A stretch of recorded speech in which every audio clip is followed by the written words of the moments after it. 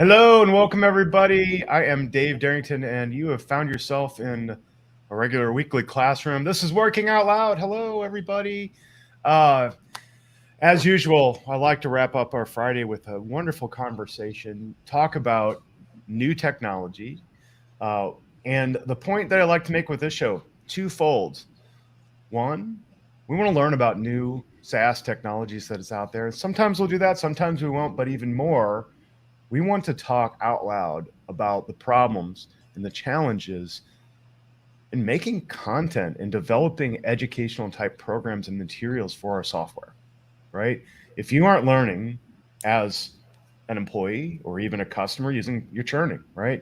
The software that we have available in the market today is sometimes hard to use, not because it's difficult, it's because we don't have time.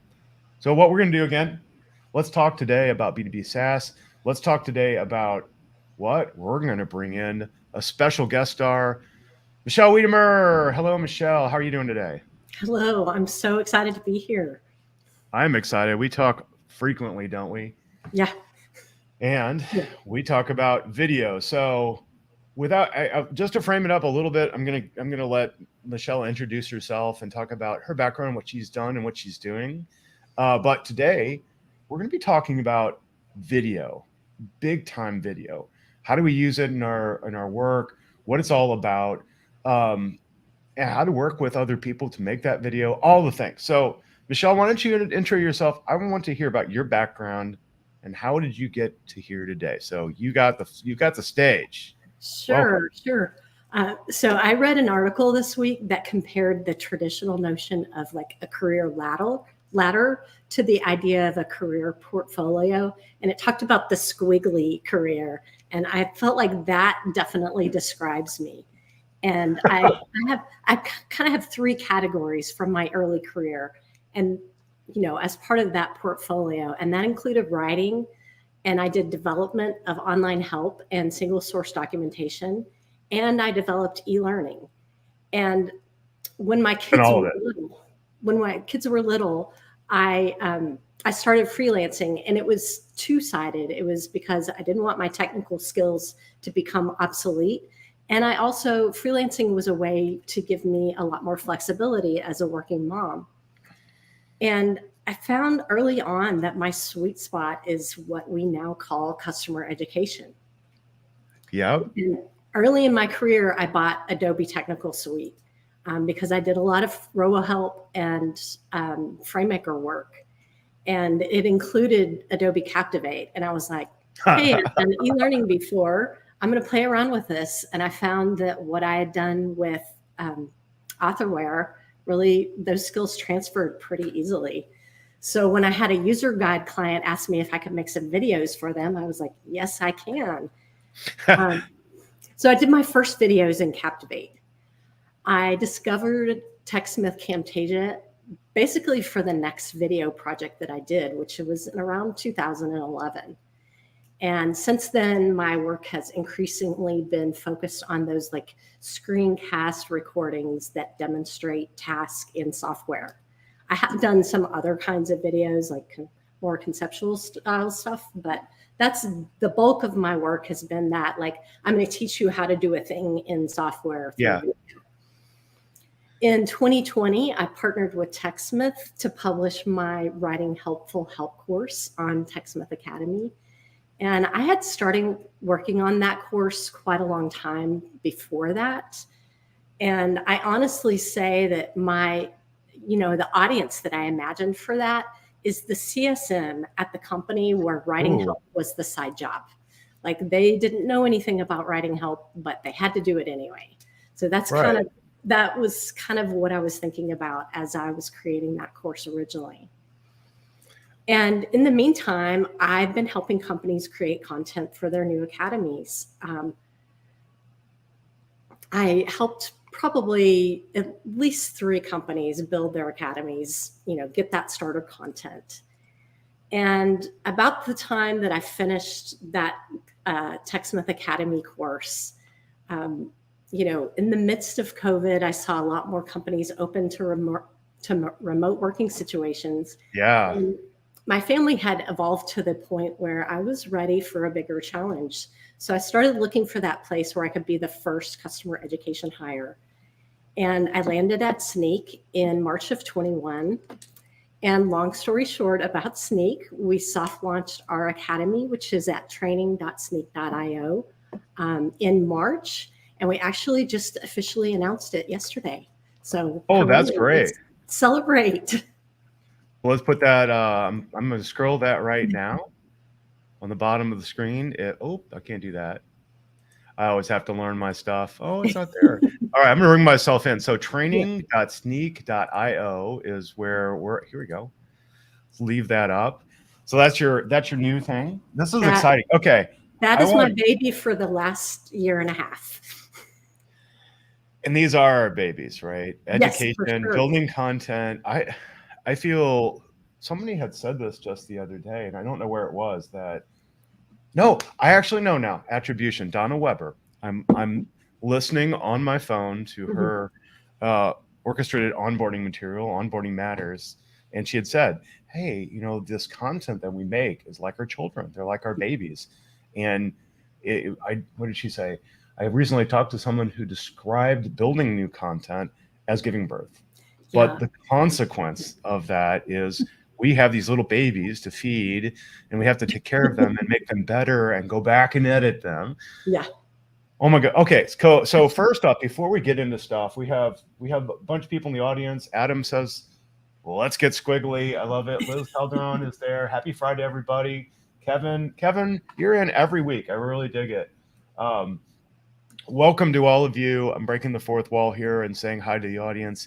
If you're time traveling or you're here right now, we're going to get into today. We'll go as long as we feel like going. I've got nothing. I'm sure you do, Michelle, but I really want to talk with you because I look to you, and I'm saying this out loud. I look to you as one of my inspirations and my guides in this industry. If I could say, what does Michelle do best? It's video and for customer education, because you've tuned it, you've got it down. You and I work together. We're seeing, and what I really enjoy working with you directly about is your sensibility of understanding what it is and how to approach a video in a concise way for the market that we're addressing. And again, to you in the audience, what is that market? I have to laugh at sidebars that are coming through. I'll get to those later. This video work. Go ahead. I just want to butt in because I think that is key. Being able to capture what needs to be done in a really concise, efficient way. It's great for people to kind of press record and start talking, but that doesn't always get the results that you need. And yet, if you're going to spend 20 or 30 hours working on something, you have to really think about whether you're going to get a return on that investment of time. And that's a lot. It is. You don't think about it in that way. What is it that I'm trying to communicate? Why am I here? What are you doing? So let me go back to a couple of things. One thing, when you talked about the products that you began working with, and let's think about all of our journeys and what we started. And those of you in the chat, what was the first video app that you started to play with and work with for work? For me, just like you, I started on Captivate. I had a copy. Someone had it there. It said, "Oh, this will work." I don't know if I want to get into my experience of that, but I learned a lot and I learned it fast. And then, like you, here's my props to the TechSmith folks. I stumbled upon Camtasia as well, and I go, "Oh my goodness, the experience is so much easier." I didn't need something ridiculously heavy that I didn't need to be. And this is in no way deprecating the platform, the Adobe suite, but I didn't need all that at the moment to get started. I needed some lightweight tools, and I needed something that worked with me better. It was easy to use, and that was Camtasia for me. Yeah, I've learned how to do all the advanced actions and everything in Captivate, but I find that startups and customer education, they don't have time for that. That is just way too complicated. It's way too complicated. And then what I also really want to respond to, Michelle, and I appreciate you saying out loud, is when you're working on your course, right? Writing helpful help. I can't say enough how important that perspective you had in that course is. You said, I wrote this for CSMs. Okay, CSMs, if any of you are listening, right? I hope some of you are on here. CSMs naturally fall into our job at first, but that's not their job, right? So what is it? What is it that helped them the most out of that kind of content? Like they could do it, right? Oh, I, CSM, could do this once. Put it on video and use a simple, very straightforward product like TechSmith, like Captivate, build the content, move on to the next thing so that I'm serving my customers and helping them at scale, which ironically we tend to miss, even though that's what customer success and customer education is all about.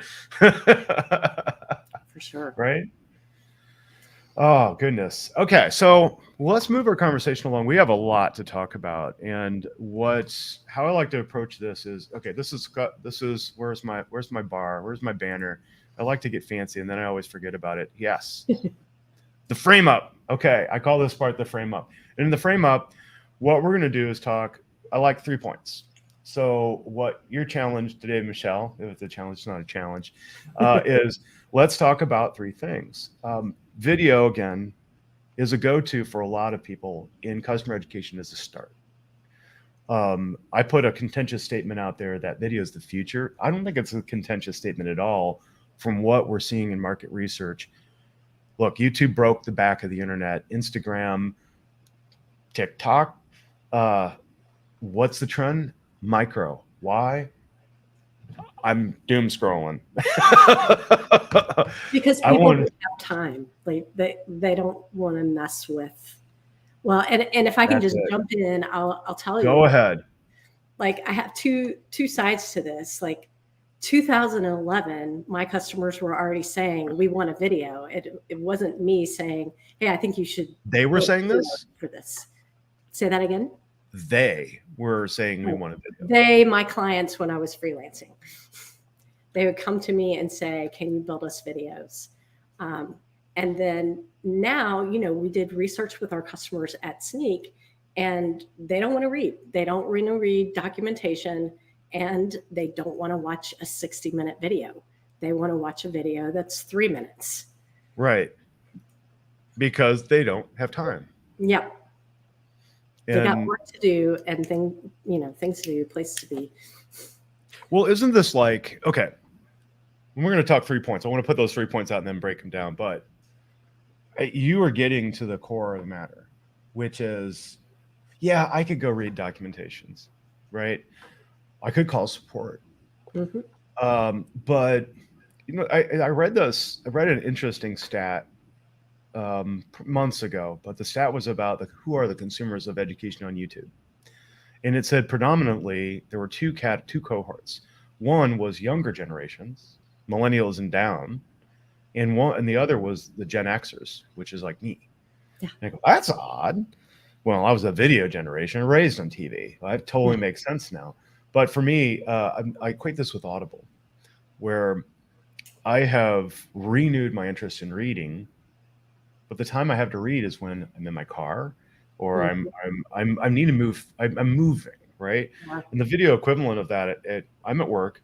I go, Michelle, I want you to show me. Can you show me how to do this thing? And you're a busy CSM, and you're like, sure. Honor of time. Oh, where's the? I'm going to go through. Yeah. It's an economy of scale, and I'm used to looking at a video. So you go, here's a link. It's out to YouTube. It's out to my academy. It's out to some really cool interface. And now I'm learning. So that's the core of the frame up. We're going to talk 3 points now. One, I really want you to expand upon your video design process. Mm-hmm. What is it that you do differently, or you want to share with the world? You're giving your trade secrets out. Cool. 2, then let's go to the next step and let's talk about the perils and pitfalls and practical reality of our lives. I am sometimes a team of one, and I've got to make content. So how do we outsource? And I use that word cautiously because we work with partners, we work with other companies. How though can we work with another company to build those videos fast, right? And at quality. And then let's talk about what are those things that we can do to mitigate problems when we're working with third parties and partners. Sound good? Sounds good. Cool. All right, let's look at the comments real quick. Adam is saying, "Oh, there's a TechSmith conference coming up. So you're going to the TechSmith conference? I am. Of course you would. I'm going to the very early version of it for Europe. So oh, you're going to the Europe one? That's amazing. When is that? When is that conference? I don't know. It's like 5 o'clock in the morning for me. So. Oh, virtually? Yeah. Oh, we thought we were going to send you to Europe. Well, no, Adam won't be around. Okay. In the comments as we go here again, shout out will break. I'll be watching here, and Michelle, I'm going to try to let you lead here. But let's start off. Let's start off with video. So, given your experiences, and again, you talk TechSmith, you talk Captivate, you've done all the things. You play with all the toys. Again, you're one of those people that if I said, okay, we're going to talk video, you're the one. You're the person. Why video? Let's talk about like that process. I don't want to get into that. Let's talk your process. Let's break it down and go. Yep. Yeah, because the why, I think, we have the industry benchmark saying why, people want video. But over the time that I have worked on videos, I kind of developed this 6-step process. It's 6 steps in theory, but because, sometimes you just have to get things done. Some of the steps may get a little abbreviated depending on what I'm trying to accomplish. Yeah. So the first step is planning. And when I say planning, people might make assumptions about that. And really what I'm talking about is you got to know who you're making the video for. You got to know where it's going to live. Like, what is the aspect ratio of your screen need to be? Like, we're pretty much in a 16:9 aspect ratio for everything these days, but that matters. And I think, I worked on some projects where people recorded clips for me that I was editing, and they were using a different aspect ratio. Oh no. I figured out a way to make this work. And like that's where the planning up front can really help. But another thing that I really ran across quite a bit is thinking about what data you're going to record. Like, what is the story that you're showing in your video? Like, are you going to have a fictional company that has the fictional account? And like, are you going to make up names for the customers? Or are you going to work in a real environment and come up with a problem that I had just this week where you have real account numbers showing and you're like, I can't show that. So I've got to do some blurring so that doesn't get out into the wild. Well, can I pause you for a second? Yep. On this? We've got plenty of time, but this is something I want to give the audience the felt experience of why this matters. So here's a practical experience. I was at a company working, again, hyper growth, whatever. We're moving fast. We build a video and everything sounds great and it looks great and everybody's so excited and we launch it. And then my senior vice president reaches out to one of my people and say, oh my God, I find out something's wrong. What is it? We had some data shown on the screen. Just a hair, right? A millisecond, right? You could see it. Yeah. And warning lights, everybody's up and, oh my God, legal. Okay. Yeah. That moment in time, your heart sinks, your stomach falls to the floor. You're freaking out, like this is live. So you're thinking about like that's something you might not think about. And Michelle, you summarized that well. You've got to think about what's being shown, even in particularly in compliance sensitive companies. You've got to simulate or abstract or make fake data up. So you could go out and make your first video, but think about that. What's being shown? And that's going to the world at scale. Hey. So, sorry, I had to slow you down on that. I often find that to be the hardest part of the whole process. Like, really? That's where it can be really time consuming, depending on, do I have a sandbox environment that I can record? Does the sandbox environment have, ASDF as the name? Like, test, like 15 different things that make no sense. Like, I don't actually want to show that in a video. Yeah, you want something professional. Then the other part of that planning is purely the task analysis. Like, what are the actual steps? And this is where my background in technical writing really helps, that you have to be really thorough with the steps, because even if you're not going to say all the steps in your script, you're going to have to either show all of them. I'm going to click here, and then I'm going to type this in, and then I'm going to click here. Or you're going to have to figure out a way to transition from one screen to the next and make it flow.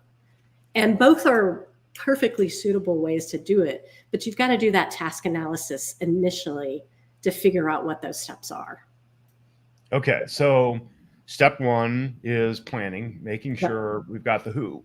Sorry, the who, what, data, what's being shown on the screen, and how are we going to walk, how is it going to flow? Again, thinking about being concise, because at this point, sometimes at planning stage, I just want to throw it all out, but you also should be thinking about the time, the run time. People are busy. Okay, great. That's planning. Yeah, for sure. What then? What do you do next? You've got the plan. Great. And how do we start breaking this down into a point where, and I know we're really talking about not just the video creation process, but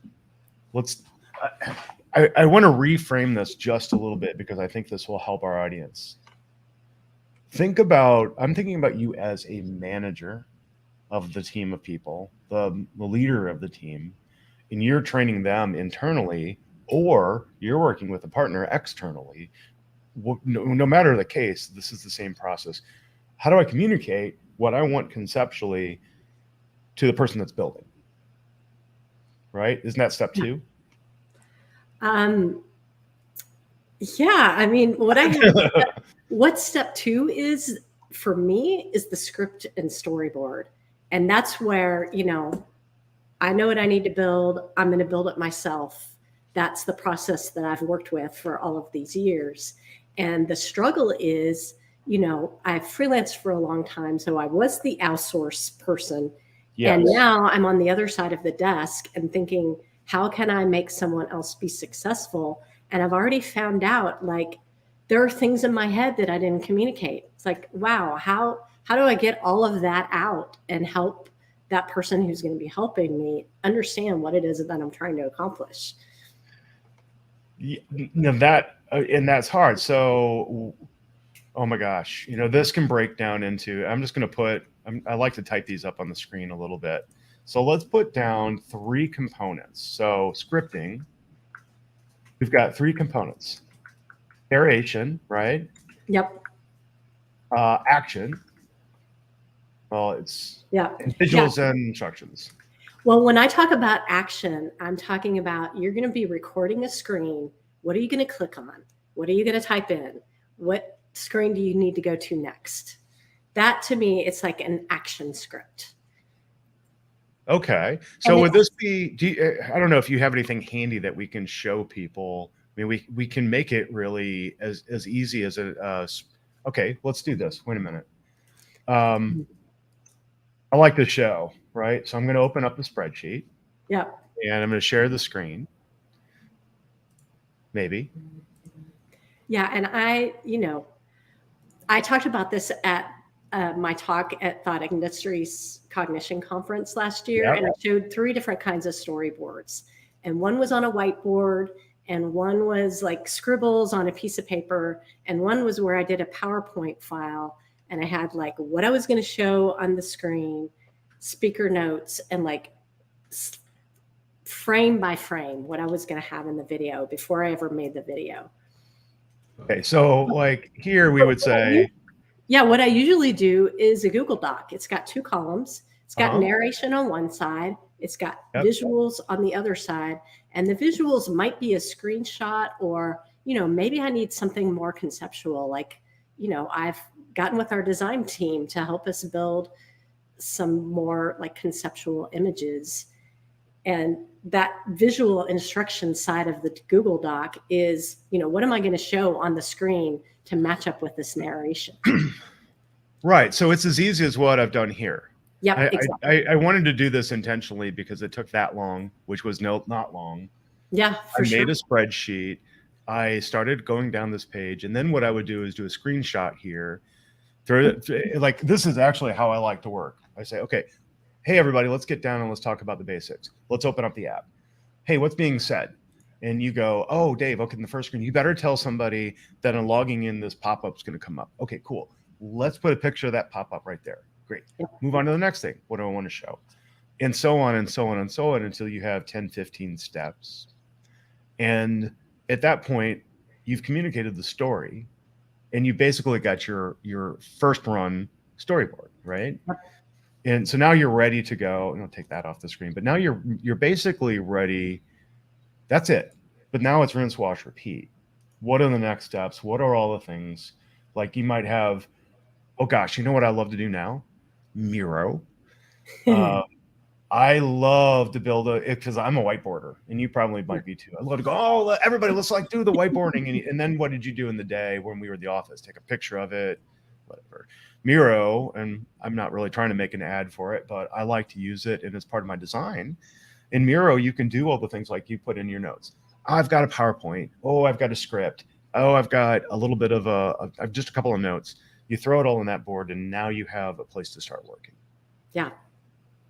And then I'd convert that. I would convert that to a very concise Google Doc or something. Yeah, like that. yeah, for sure. And I'll just say, some of the things that I learned along the way as I wrote many, many scripts. And, my first video client said, oh, Michelle, just do the voiceover yourself. You're fine. And I was like, okay. I had a client who was so enthusiastic and wanted to include all of the information in our scripts. And oh, you mean the kitchen sink? It was the sage on the stage, which is great. But when I went to record that narration, it was unspeakable. It was like I would trip over my tongue over and over and over. It's like I can't get these words out. It's just too much. And like I'll just throw in another app that I use. I like Hemingway. Like get your reading level down to like 7th grade, because in a video it needs to be really crisp. I have to give props to Hemingway because and if you haven't seen Hemingway before, I'll even pull it up. There it is. Those of you who are out there right now, this is a pretty simple application. Let me share my screen. I'm glad you brought this up. These are the cool kind of things that are really working out loud stuff. Yeah. So in Hemingway, this is me typing really, whatever. You can do stuff. And now you start seeing a grade. Now you start seeing your word count. And then it's going to give you some tips. Now, if you're like me, I am verbose. I was that sage on the stage, Michelle, at one point in my life. And I learned hard and I learned fast by working in software that everybody's like, shut up, Dave. What's the point? They were nice about it. But this is a really good way to pop in that script and then say, okay, I'm turning out words. I'm using passive voice. I am not an English major. I was not an English major. I was a chemistry major. Bless all of you who are and make a great training material. But this is a great tool. So thank you for bringing that pro tip up. I am the English major, and I will put sentences in and find that they're way too long. They're way too complicated. And I have to rewrite them. And then I'm like, okay, this is the script that will work, that really says what I need to say in a really concise way. Yes. All right. And Adam agrees that I'm verbose. Okay. Thank you, Adam. Well, let's talk about making those recordings, because this is the meat of our discussions. When the first time, what was the experience the first time you had when you made a recording? Like, what was it like? Oh my gosh. So actually for my very first videos, I hired my neighbor to do the voiceover because she had an Your neighbor? I hired my neighbor and I was like, okay, I don't trust myself, so I'm just gonna let her do it. We had this big echoey room and I had a decent microphone, but it was not as good as what I have today. And I just remember sitting there with her and we would record and then we cut and record and cut. And it was it wasn't the most efficient way to do that. And then when I started doing it myself, I would kind of have these narration sessions where I would like actually go to a closet because it didn't echo that way. And I had like this stack of boxes that I could put my computer and microphone on, and like I just record for like 30 minutes or an hour all the scripts that I had. And like, oh my gosh, I just found an hour later that I messed something up and I have to go back and redo it. And it's like such a production to get there. Yeah. And here's what's interesting. Like, I record my narration separately from everything else because very early on, I was actually pitching to one of my customers, hey, let's do some videos. And I was trying to like, I'm going to record and do the stuff on the screen at the same time. Oh, sure you are. I couldn't get through it. Like I would make a narration mistake or I would make a mouse mistake. And I'm like, forget it. I can't do this. It's just not working. So I learned early on, that's actually more efficient. Let's record them separately and you can edit them separately. And, you know, I use Audacity for narration. It's super easy to cut things out. And, you know, I edit out like big breaths and, you know, whatever else. But the other thing about that is you don't always catch in the script and storyboard phase that you missed something. And like once you have that narration and you get to the building the recordings part, you're like, oh, I forgot about this part. How am I going to address? You're like, I need to show this extra screen or this extra pop-up. Yeah, it's really interesting, the things that I'm trying to pull something up on the side here that I want to show you, but the felt experience that I had the first time, like go back with us on the screen, felt experience that I had the first time, just keeping it short, was I made it really hard on myself. I did like you did. I just sat there and had these epic recording sessions and did all this stuff. And it was, but I didn't know any better.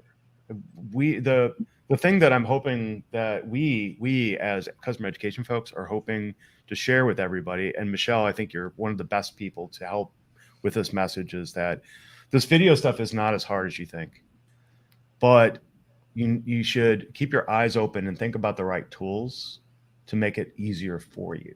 Yeah. And you recording all, oh, go ahead. I'm not. And I was just going to jump in that, and the right process, like use the right tools for the job, use the right process. Yeah. So it could be like my process now has become more, okay, let's talk about Camtasia. Camtasia is easy to use. It's simple. It's a digital workstation for all your video, your audio, your screenshots. And the cool thing about working with it is, like you said, I take a screenshot, I put that in there. I put some transitions and narrations to make it look pretty. I don't have to do a lot. I put some text up in the screen that I want somebody to focus on. You know, now I'm doing all the good adult learning instructional design things, but I'm also learning from what the YouTuber generation has figured out, because now I can make things pop a little bit better. Yep. And then I can do things like, okay, the industry has changed so darn much that now I literally do not have to record that audio. Here I'm showing Well Said Labs, right? And I want to issue an open invitation to the Well Said Labs folks. If you're out there, I want to talk to you, and I want to talk about this technology out loud. So, I mean, like, this is an interface where I can immediately pick a voice. So let's say I pick Paige L here. Listen to this. Well, it's going to go create, and then it's going to listen, and let's play it. This is just a test. This is a complicated voice. All right, cool. That's not the complicated voice, but I could change that audio to somebody else really quick. And I'll just give my props. Like, we're working on a project right now, and you sent me some samples, and we've done the first video, and the voice is really good. Like, there are a couple places where I'm like, well, if it was me, maybe I would have done that a little bit slower. But that's something you can work with, you know. And I'm like, the text-to-speech technology has progressed so much in the last few years. It's really incredible. Yeah, it is absolutely blowing my mind. Like, let's do an experiment. right now. And I want to show you. So Kevin had a question. And what I'm going to do here is just use the text-to-speech thing to prove our point. And we're going to create his question here in text-to-speech. And then we're going to read it, right? All right. So here's Kevin's question. Big mistake I made once early on when working with a vendor. They took content to make a script and storyboard. They moved forward with recording and editing video before we had eyes on the script. It was disaster. Scripting and storyboard are important steps, whether you provide collaborative or provide it in service. I mean, look at that. Isn't that cool? Amazing. I got to find ways to take comments and shoot them in a well-said API and bring them out on the show. And that would be so much fun. But that didn't exist when I started doing this. That didn't exist like this 2 years ago. Yeah. And then, okay, let's keep going. So we talked about Audacity. We talked about narration. We talked about, And we talked about recording the narration, but then there's the step of recording. What are you going to show? Like, and you talked a little bit, like it might be a screenshot. Like, I don't think about, and I think a lot of people are surprised by this, but when you make a movie, you're not pressing record and recording a 2-hour movie. You're putting it together in scenes. So I'm doing the same thing when I record a screencast. The scene might be at 15 seconds. I might have a screenshot then, or then I'll have another, maybe it's a minute and a half for the next one, but you're clipping together these different little pieces. And that was another thing that for me kind of came out of necessity. Like, I'm never going to get this to be right, going through it beginning to end. And honestly, sometimes the screens that I want to show don't even look like what they're supposed to look like yet. Mm-hmm. So I really have to be creative. Or, I had early at Sneak, like I have this account that's an enterprise level account and this account that's a business level account. And I'm trying to kind of merge them together so that I can show what I need to show, because my business account doesn't have the right stuff in it yet. Right. And so that's where, you're thinking about those visuals, not as a beginning to end, one take, just you're thinking about it as little pieces. And that gets you into step 4 of this process, is the editing. That's like making it all work together. Which takes a lot. And it does take some effort, but I'm just going to say there's really only a few skills that you need in Camtasia to really get that down. If you know how to trim or cut or delete, to cut out the extra stuff. Like, I love Back to the Future. And I think about this quote where Doc is saying to Marty, you're not thinking fourth dimensionally. Marty. In video, you get to time travel. You can. Oh my God. Okay, that is the greatest quote.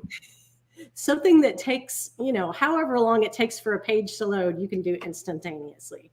Or I had a process that I recorded, many years ago, and it took me 30 minutes to get through the whole thing. And, I wanted my video to be 2 minutes, not 30 minutes. I didn't want to show all the boring parts in the middle. So if you know how to delete from your video, you can cut out all those boring parts. And then the other thing that you want to do is you want to be able to extend a frame. Like, hey, I went through this recording and I didn't stay on this part quite long enough to match up with my narration. So I just need to extend it another beat or two. Mm-hmm. So those two things, you're going to cut, trim, or delete, or you're going to extend those. I mean, if you know how to do those two things, you can pretty much make a video. But then the other thing is layers are magic. Like, you can mask things that you didn't really want to show. Like I was talking about earlier with the account IDs, you just put a blur on top of it. It's a really, really quick fix. Sometimes I do a more involved mask, like, I recorded this and it was really hard to get that recording, and I forgot to turn Slack off, and I got a notification while I was recording. So I can fix that by creating a mask that covers it up. Right. And the cool thing about working with things like Camtasia is, you know, I think the thing that blows my mind, Michelle, is that the technologies that were okay. Let me put in a different frame of reference. I used to work in the what is it? The photography and media department of a university as an adjunct professor teaching video game design and web development and all these other things. And I go, why am I here? And one day I'm like, why am I teaching these classes? What experience sets do I have that allowed me to provide value? And the more I got into it, the more I realized, oh my gosh, I'm using all of the tools that these folks are using to be music producers and video producers and work with photography. And I really didn't get how rich and cool the tool sets were and how easy they made my life. And the more and the small amount of material, a small amount of learning that I had to put into being effective was really neat. So you can go out with Camtasia and make this amazing stuff and find yourself competing with people on YouTube for really cool content, right? It's a lot easier than you think, but it's also pretty hard. And Yeah. that's where your techniques of, hey, I have to think about what I'm going to be doing at this step and I have to storyboard it. And it's not hard stuff. It's No? not hard stuff, but you kind of have to go through the process. Like I said, there's a place for I'm just going to press record and start talking, but Yeah. it doesn't always get the results that you need to get. Right. And then you have to add, so now you're talking about, well, I got it done. Then you'd add extras. Yeah. Then you'd publish. So how do you make it fun? How do you make it really cool and pop? Yeah. You talked about like transitions and the text, the call outs. Like I wait to do those until, I make sure that the flow is right. Because if you start spending time on those extras before you've really, produce your draft, go and get it reviewed, then you can come back and make it fun.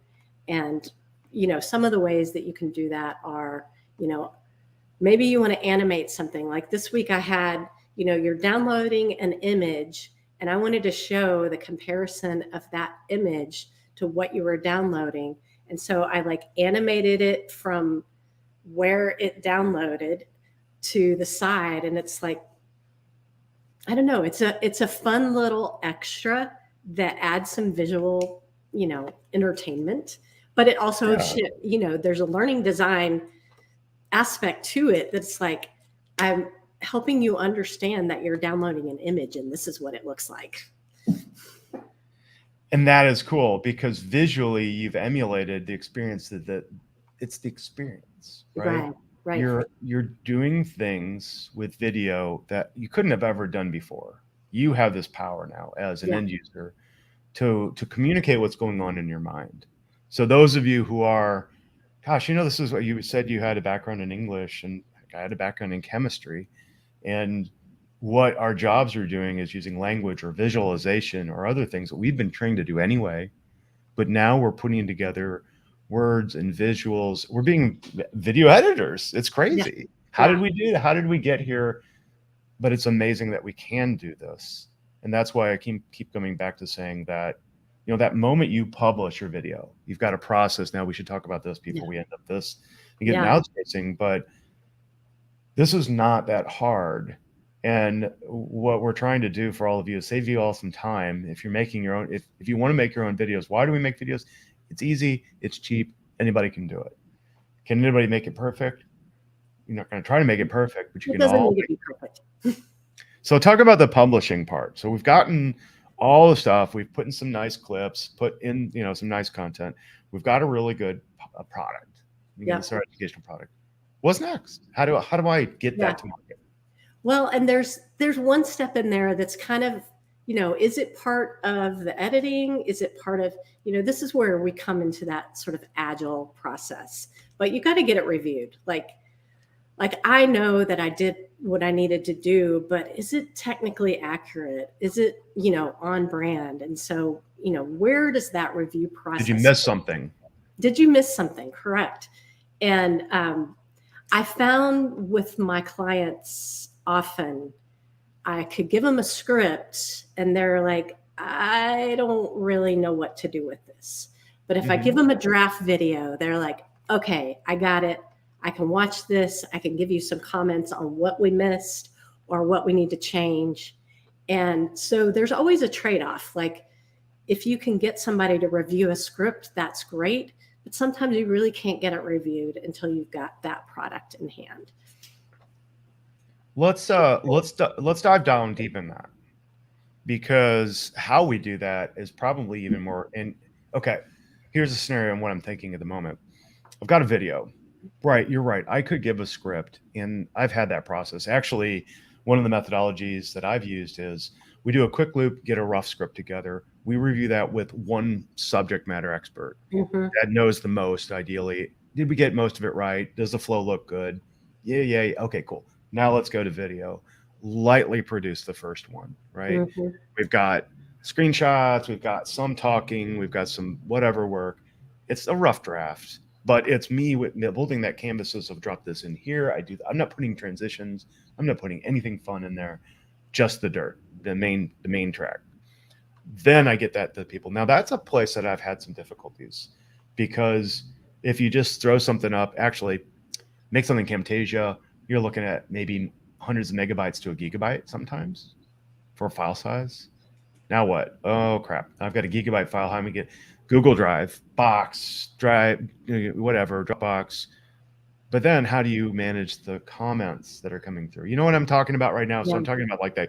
What's that internecine process of how do I get feedback and collect it and then go back and iterate again fast? What do you do there? It's a challenge. And, often I say, here's the script. That's a great place to say, match up. This is what the narration is.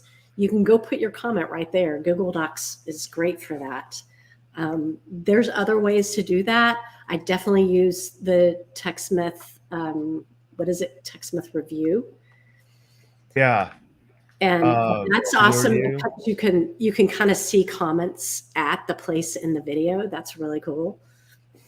Yeah, this is, let's show this up on, I don't know how it gets to be a commercial for TechSmith here. It's only because we use it all the time.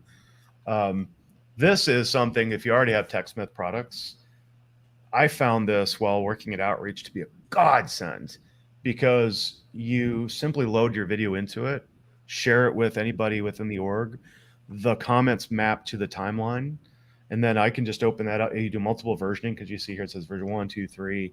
Yep. We were at the point now where we cut a quick video, made some changes, went back for another edit, and then we had the documentation trail to show who said what and did we actually break it down, finish the work. So that's a gem. That is just a real gem. Yep. And I'll just finish up that whole publish process.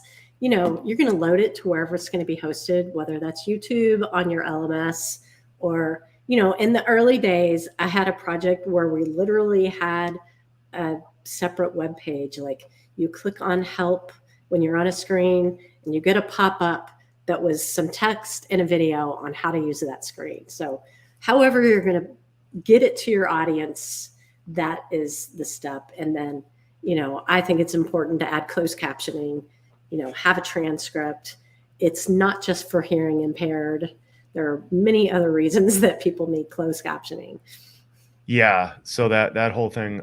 We have another question from the audience here. So this is from a friend of ours that we know. Let me go ahead and read it. And I'm going to use Well Said Labs once again.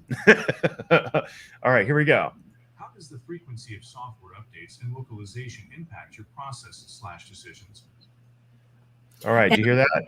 I saw that from Mark from Videate, and I loved that he added that, because it's important. Like if you're going to go to the effort to make a video, like I was talking to somebody earlier this week, it's like, yeah, I would make a video, but this is going to change in 3 months.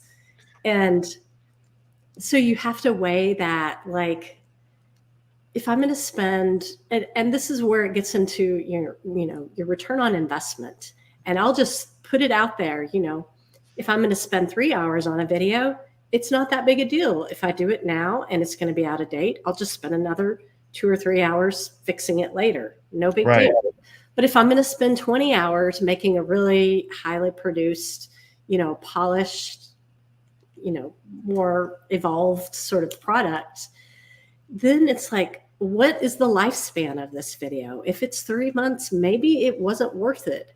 But I know I made some videos that I spent that kind of time on, and they're still being used 3 or 4 years later. So that was clearly a good investment in time.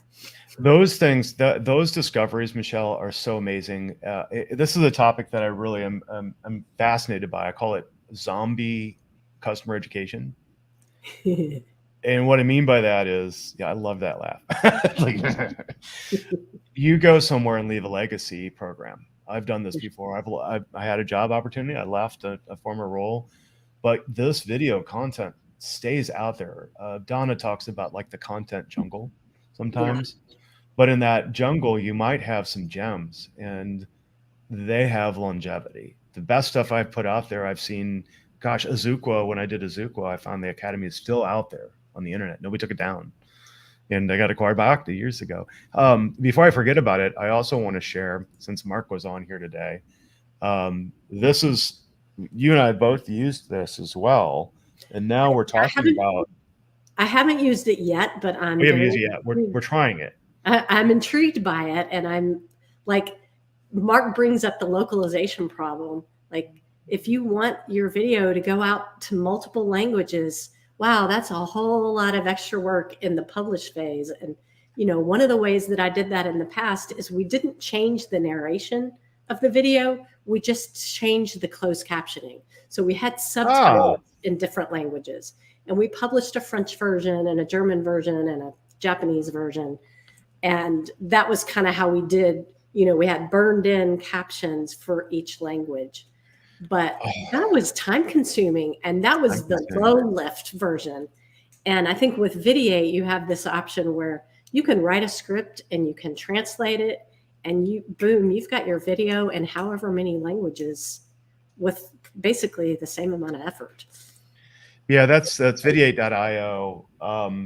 The thing that is important about that is that these products are coming out on the market now, which, again, going back to that simple, I have a 2-column script, say this, do this. What products like Videate do is allow you to actually script that and have a computer do it. Yep. Computer works through the whole recording, and you update the text. And now guess what? Your cognitive and actual physical load, like AI and ML, machine language, machine learning and artificial intelligence, in the way that we know them today. And this is the true spirit, Michelle, of what this show is all about, because we just showed, Well Said Labs, we Videate, Camtasia, Captivate, all these different products that we use. We're bouncing all over the place. But you know what? We've learned how to use these pretty quickly, and we're able to put together a very finely tuned, highly polished stuff. Use things like, the video review for comments. Use things like Videate to quickly even get, gosh, we have so much less to do now. Yeah. And can make so much better video, which is why I go back to supporting you and your journey and your mission is like, this is how we make the best video for customer education. It's not hard. You can do it. Anybody can do it. And these are Michelle's steps. So like going back through it, I want to shift over and use the rest of our time for some commentary, maybe some discussion from the audience. But step one is, I turn this off. Step one is planning, right?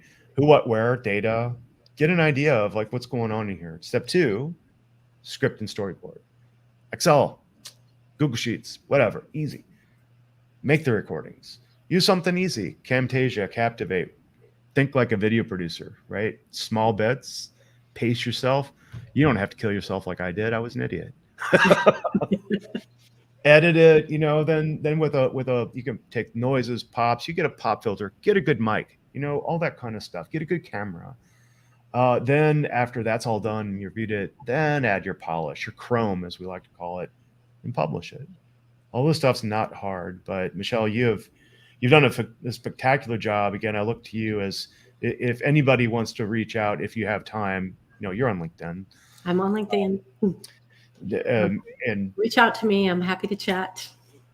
Amen. Okay, we've got 5 minutes-ish, but let's do a couple of things here. Andy's on there. Hey, Andy, how you doing? Pam, Liz, We've got all kinds of great things. Great comments. Hi, Sarah. Good luck in your next meeting. It's Friday, so hopefully it's short. Let's talk now briefly about outsourcing, because we've talked about all the steps. And we're just, are you able to go along? Because I'll just keep going. Yeah, for sure. And cool. I do not have video. And my perspective is sort of, I know what worked when Mm-hmm. I was the outsource person. And I've had a couple of projects in theory of outsourcing from this sort of side of the desk. And I know where I messed up, and I know where I have, room to improve. But I'd also like to hear from you, like, what works when Service Rocket gets a project? Like, what are you looking for? And I know for me, like, that's great. The projects that were really successful for me, and part of this is just my sort of get in there and figure it out sort of, attitude, is if I had a good sandbox and I had somebody give me a demo, I can go like, okay, I know what we need to do. I will figure out the rest.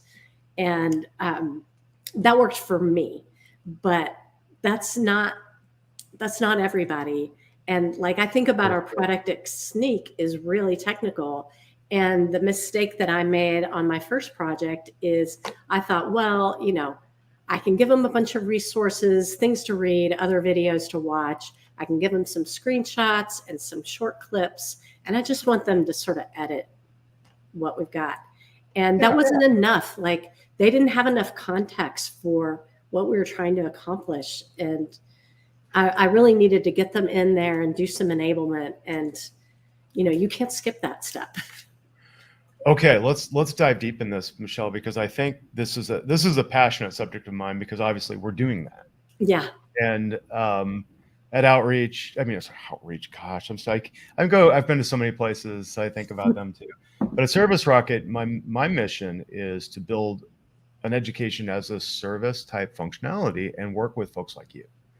And that makes this discussion very important, because, okay, if you're going to work with Service Rocket, what do we need to be successful? Yep. It's exactly what you're talking about. Here's something I want to make.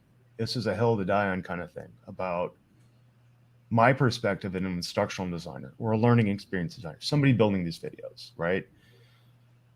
You can say, okay, an assumption I think a lot of people make internal to a company. Let's pretend we're inside a company now. You're my boss, Michele, and you say, Dave, you're going to make a video for this thing. And I'm not a subject matter expert. I don't know squat. We're going to start internal, then we're going to shift it to the outside. So internally, I'm looking at you going, well, I don't want to make my boss mad. I'm going to do a good job. How do I get all of this stuff into my brain? Yep. And then go, all right, I got it out on paper. I got it out on pixels. I got it in a video. But the challenge is learning that. Now, internal, and I've had leaders say this to me, well, Dave, your instructional designers should be experts. And I'm like, BS. Yeah. No, they're expert. I think people don't understand that the instructional design expertise is going to that expert and drawing out the important information from them and repackaging it for a novice. Yes. And that's interesting. So I can't presume I know enough about this product to be, I'm an instructional designer. I have to go into the next project and then the next project and the next project. If you're working with an external company, that's even more of a deal, right? Because what you're using is me as I have the expertise, like maybe I might even be a trainer. I have the expertise in understanding how this is going to land with a third party. I understand how to assemble things visually and audially, is that a word? Auditorily, by ear. So it sounds good, it looks good, and it is number one, intelligible by a third party. And that's where you were saying this little bit of enablement. Okay, I've also seen some other organizations where they're like, well, just give me everything, we'll figure it out, right? Yeah. Well, that doesn't really work either, because you can make a lot of assumptions about content, and then I could give you a video back and you go, really? Really? So But your how do you enablement, grow talk that? more about that enablement. Like, how can we cut that down to the smallest amount of time, yet I can do a good job for you? Yeah, I would love to hear comments from the audience about that because I don't know that. Oh, there's My Gabby. experience as as a freelancer is I would go and learn all those things, and I have No. a very much like I'm going to go figure it out. So I know a lot of different tools after years of freelancing. Like I went and figured them all out, and Well, that's not really practical. Like if I say, Dave, your people have to come in and figure our tools out, like that's not efficient use of time. it is not efficient use of time. It actually kind of scares me. But okay, here is where I think you and I work well together, or Debbie, if I'm working with you, or Adam working with you, anybody on the call. Okay, no matter whether I'm an instructional designer working for you directly, or I'm an instructional designer working for a third party, the thing is the same. There is a moment in time where you and I are going to come together. We're going to have a talk, right? And you're going to say, Dave, okay, let me orient you. Yep. This piece of content here, watch this 18-minute video. Mm-hmm. It's got all of it in it. And I want you to boil it down to a nice little consomme, the sauce of, this is the core of that. Like this, actually, I think this was the meat of our discussion that I love. Yeah. Hey, you know what? I'm a third party working with you. How do I get this content? No matter what, how do I make something good? That is the moment in time. Is your job is to get me focused enough on the things that will help that third person. And in that moment in time, you frame it up. Okay, look at this video. This, and this are important. You can make assumptions around the rest. That deliverable should be like this. It's 3 minutes, right? These are the core elements that I really want you to enunciate and bring out. I want it in this style and these brand colors. Go. Yeah. Clock's running. Okay. And that's it. yeah, and I had a project a couple of months ago where I spent an hour with an expert, like a solution architect, and we recorded it, but I wasn't actually able to use anything from the recording, but it helped give me that focus on something that I didn't really understand, but I was able to sort of pull out the important points and say, okay, this is how we're going to structure it. Instead of having an hour where we're talking about it like you and I are talking, like you might train somebody in a live event, the self-paced video world is a little bit different. You've got to think about the context of where those videos are living and how people are moving through them in a way that they're going to stay engaged. So having like that, that 30 or 60-minute talk with the expert, you can get a lot out of that. And sometimes you can get recordings out of that you can do a little editing and make them work. I want to share my dream, which, and the thinking that I've had about customer education. The magic for me about what we do, Michele, happens in a place where nobody sees it. It is these discussions, for example, I might be having with you, where what do we have? I'm here, you're in Texas, I'm Seattle, 2 hours away. We're working virtually. You pull up a screen and say, Dave, look, click record. You and I are going to have a talk for an hour. We're going to work all through this. I'm giving you everything. I'm asking you questions. We're doing stuff. We're in the heat of the moment in battle with copy and understanding it. And at the end of that, I walk away with a video that I've been interactive with, and I boil it down. And then I can come out of with it and use my creativity and my understanding that you've imparted in a very sufficient amount of time. And that might be 10 hours later after I get that polished video, then I pressed it down into something. It's like making wine, a good wine, and then we age it. No, we don't age wine here. Our content doesn't have time to fast. But yeah, that's the core of it, is this relationship that we develop. And how do we get, it's like, okay, you got enough, and now we can use our creativity. But I think that what I'm trying to say is that you can never presume a content creator can just work alone without a subject matter expert. And at the same time, you can't basically just throw a big container out there and just dump everything in it and say, good luck. Yeah, for sure. Right? I mean, it really does work better when you have that teamwork between the subject matter expert and the instructional design expert. And, you know, if you've got more resources, then maybe you have a third person who's the video expert. Yeah. Yeah, that's great, because then you might have someone who's like, I look at myself increasingly more like an influencer and a facilitator. So in the facilitator mode, I'm conducting interviews like this and learning and trying to navigate. You have all this stuff in your head, and my job in that moment is to allow you to just open that, you know, faucet and let it pour out, but guide you. It's like the hose. Okay, Yeah. I'm going to take the hose to the garden and get the cilantro, and then and then the spinach needs a little water, and I'm going to squirt the cat. You know, but the questions are so important when you're having those conversations. Knowing how to ask the right questions, that's really key. That is really key, and it's a lot of fun. Yeah. So to be successful, so let's do one more thing here, and let's wrap it up because we're a little bit over, and that's great. When we're thinking about outsourcing, now we've gone from how do we create the best video to the other aspect of this. Hey, all of you are out there making video, but some of you may have this situation like I've had, like you might have, Michelle. I might be a one-person team. I'm a manager / IC trying to get stuff done. I've got it all in my head. I've got to work with a third party. How do I do that effectively? What are some of the things that we're going to run up against? And we think we've already talked about one of them.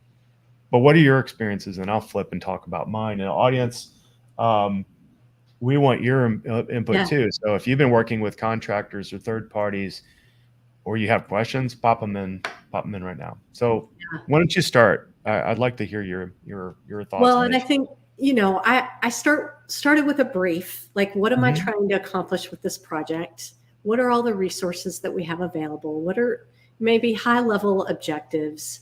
And kind of use that as a starting point. Like, here's the outline of, you know, here's the 6 videos that I think we should create. But I found that there were things in my head that I didn't get out on that brief. And so you and I talked about how maybe we need a kickoff meeting where we kind of go through that brief. And that's in the conversation. I go, oh yeah, I only want you to consider these slides from this deck and not these few others that are also in that deck that I've already covered that elsewhere. So that's sort of what I've learned. Okay, that's pivotal. So this is truly working out loud.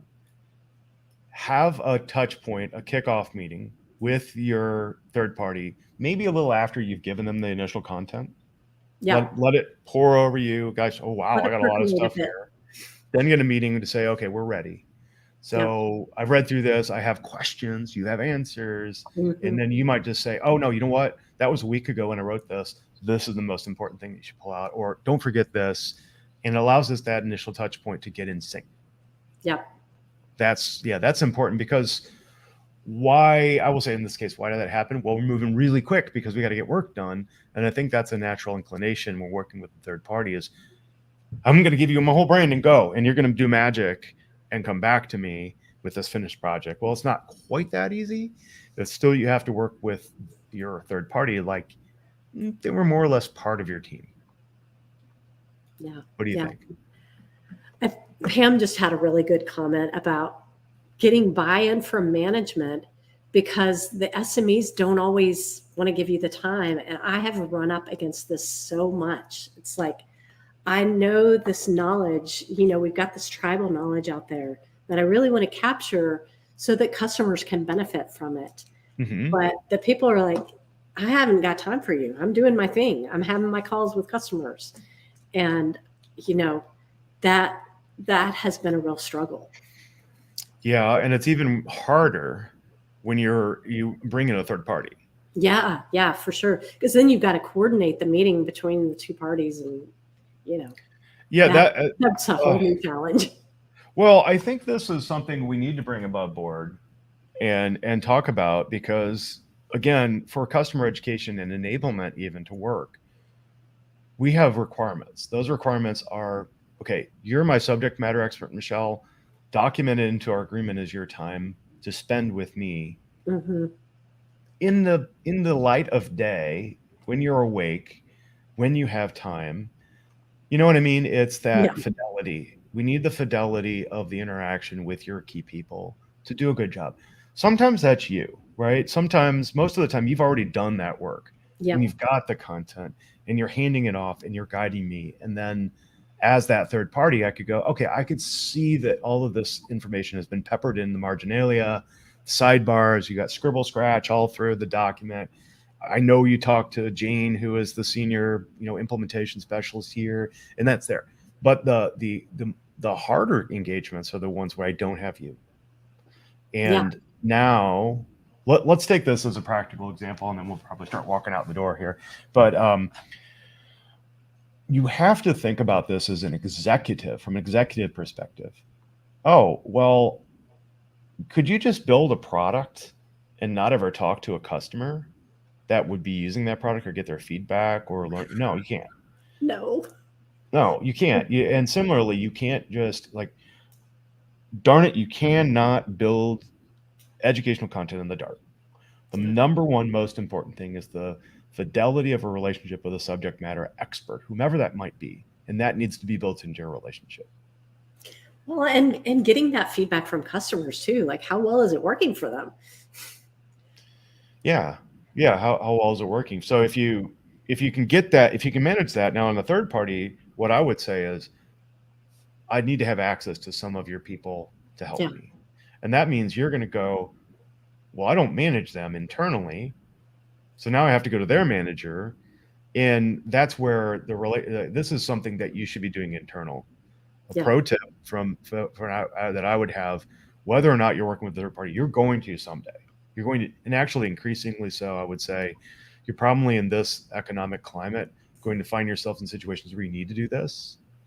And it benefits you to have a process. So that process should be, I've done the work internally with my peers, with the people I need help with, and said, look, hey, Jim, we're going to be doing this engagement with so-and-so, and they're a third party. They're going to come and ask you questions, or your people questions. Can we carve out some time in advance? They're going to engage in 2 weeks. I need 2 hours of your time. Book it in advance. Get on the calendar. Gosh, this was even worse when I was doing certification, to get people's time, especially with the third party that would be doing a psychometrician. Same difference, right? Okay, I am starting to wear out. How are you doing? We want to bring it to wraps. Yeah, I think it's time to wrap. Okay, so now I have a couple of things, or I have one pitch to make. So before I go out the door, and Michelle, don't leave. What I want to show you is that we have a workshop going on. If you are really interested in learning more about customer education, building your own program, doing it right from the get-go, come join me at the Customer Education Strategy Workshop. Yay! We have 2 running. One is in 2 weeks, August 24th and 25th, 9 a.m. to noon Pacific, noon to 3 Eastern. Sorry, EMEA folks, you know what? If you are from EMEA and you want to do one of these workshops, my call to action to you is let's get a group together, 5 or so people, and I'll open up another session for you. So what are we going to learn on this? It's all on the page here. We're going to go through everything: maturity modeling. We're going to go through a life cycle for customer success, all the endpoints. Really, what we're going to do is help you design a roadmap. So if you want to do that, that's now $200 off. It's $299. Come join me. It's really easy. Sometimes we have special guest stars. Last time Debbie Smith joined us, it was fun. So with that in mind, now we'll wrap it on up. Again, I want to thank you, Michelle. You are a godsend. You help us so much. And those of you listening need to reach out. You're on LinkedIn. You are at snyk.io. Your new training portal is here. Anything else you'd like to point us to on the way out the door here? What would you like to tell us about you, your company, or ambitions for the future? We'll leave that for another day. You can find me on LinkedIn. That's great. And, Michelle for Prez. Thank you, Adam. And again, thanks to all of you, particularly those of you who joined us in comments live. If you're time traveling in the future, please leave your comments. We react to them. Again, this show is here for those of you who are practitioners, those of you who are executives. We're talking out loud with real problems, with real people who do this every day. Michelle, once again, thank you for joining. And in the audience, hey, get out there and make some great content. You can reach me on LinkedIn. You can reach me at Service Rocket. Have a great day. Happy Friday, everybody. Cheers. Thanks for having me.